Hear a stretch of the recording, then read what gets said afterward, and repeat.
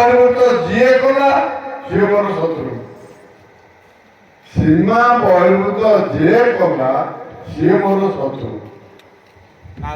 ନାଇଁ ଆପଣମାନଙ୍କର time table ଏ ଭାଇ ଆମର ତମର ରାତି ହଉ ଯାହା ହଉ ଯେ ମଙ୍ଗଳସନ ଗାଇଲେ ମଙ୍ଗଳସନ ଗାଇଲେ 25 ମିନିଟ୍ ବିଷ କେତେ ସମୟ ସେ ଗାଇବେ ଗୋଟେ ବିଷ ଅଧିକା ସମୟ ତମର ରାତି ହେଇଯାଉ ଯାହା ହେଇଯାଉ ପ୍ରତ୍ୟେକ ଜିନିଷରେ ଗୋଟିଏ ସମୟସୀମା ରଖିଲେ ସବୁଠୁ ସୁନ୍ଦର ସବୁଠୁ ଭଲ।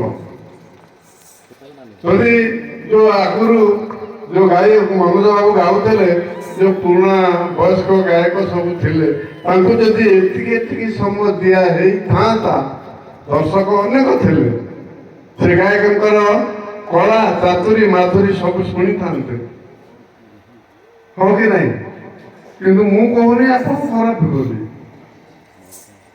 ଆପଣମାନେ ଭାବୁଥିବେ ଏଇଟା କିଛି ଜାଣିନି ଧୀରେ କି ବଇଛି ମୁଁ ଗୋଟେ ଇଗୋରେ ବସିଛି ଯୋଉଠି ଶୃଙ୍ଖଳା ନାହିଁ ଶାନ୍ତି ନାହିଁ ଏଠି କିଛି ନାହିଁ। ଆପଣ ମାନଙ୍କର ତ ସଇଲା ସଭା ଭଙ୍ଗ ହେଲା ଯିଏ ଯୋଉ ବାଟେ ଆଇଛ ସେଇ ବାଟେ ଯା କଣ କ୍ଷମା ମାଗିବ କ୍ଷମା କଣ ମାଗିବ କାହାକୁ ଓ ଚୁଟେ ପକେଇ ଦେଇକି ମୁଁ ଘଣ୍ଟି ମୁଣ୍ଡ ଅଲଗା ହେଲା ପରେ କ୍ଷମା ମାଗିଲେ ଯୋଡି ହବ? ଆଜ୍ଞା ଆଜ୍ଞା ମାରିଲୁ ହଁ ସଭା ସାଙ୍ଗ ହେଲା ଆପଣ ଆମେ ଯୋଉ ବାଟେ ବାଟେ ଆସିଲେ ସେଇ ବାଟେ ବାଟେ ଯାଆନ୍ତୁ। ତମର ସବୁ ଗାଡି ଭଡା ପ୍ରାପ୍ୟ ପାଇଛ କି ନାହିଁ? ଆମେ ସେଟା ପାଇନୁ ପାଇନ ହେଲେ ଆପଣ ଦେବେ ଆଉ ଦେବି ହଁ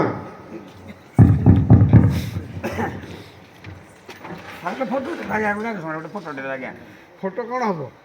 ଏଟା ଆମେ କୋଟି ଟଙ୍କା ଆଉ ମୁଁ ତ ମୋ ସ୍ତ୍ରୀ ସାଙ୍ଗରେ ଫଟୋ ଉଠେଇନି ତମ ସାଙ୍ଗେ କଣ ଫଟୋ ଉଠେଇବ କଣ ମୋ ମାଉସୀ ପୁଅ ଭାଇ ତମେ ଆଜି ଅଛ ଏଠି କାଲି ଆଉ କୁଆଡେ ପଳେଇବ ତମର ପଇସା ଦରକାର ତମର ଫଟୋରୁ କଣ ମିଳିବ?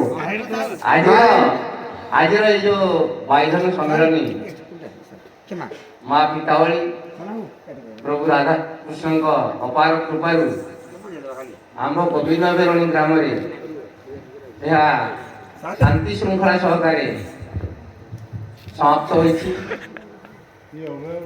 ଆଜି ଏହି ବାଇଧନ ସମ୍ମିଳନୀରେ ଆମର ବହୁ ଦୂର ଦୂରାନ୍ତରୁ ଅନୁଗୁଳ ଢେଙ୍କାନାଳ ଦୁଇ ଜିଲ୍ଲା ମଧ୍ୟରୁ ଆସି ଆମର ଏହି ସମ୍ମିଳନୀରେ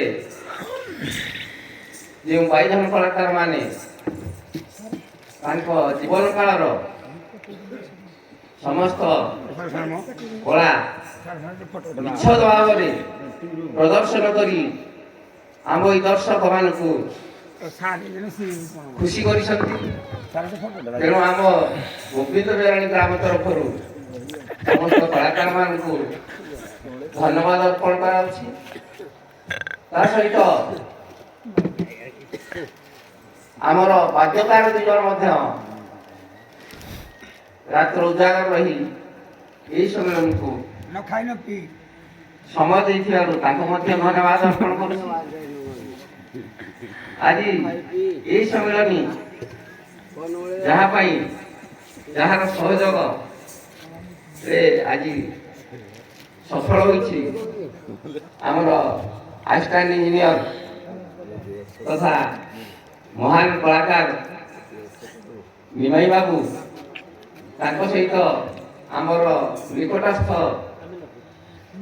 ଭାବେ ଜାଣିଛନ୍ତି ଜଣେ ମହାନ ବିଚାରପତି ଉପେନ୍ଦ୍ର ବାବୁ ତାଙ୍କୁ ମଧ୍ୟ ଆମ ଗୋବିନ୍ଦ ବେରଣୀ ଗାଁ ତରଫରୁ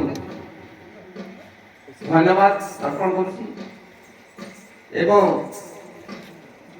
এই রাত্র উজাগর রহি যে দর্শক মানে এরকম উৎকণ্ঠা সহকারে উপভোগ করেছেন সমস্ত আম্ভ গাঁ গোবিন্দ বেরণী তরফর ধন্যবাদ অর্পণ করছি। জয় হিন্দ।